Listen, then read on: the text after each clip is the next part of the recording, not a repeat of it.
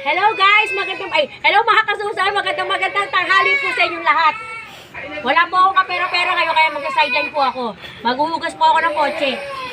Tignan po natin kung marunong na po ako maghugas sa ang kotse.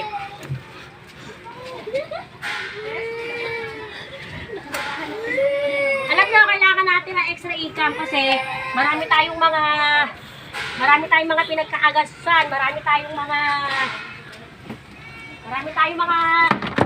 utang. Bayarin. Mga bayarin. Wala na kayong pambili pineapple gin. Pag wala tayong paso, kailangan natin sa ika. Pwedeng maglaba, pwedeng kung ano-ano. Basta meron ng pagkakakitaan. Pwede rin mag-inom. Pwede rin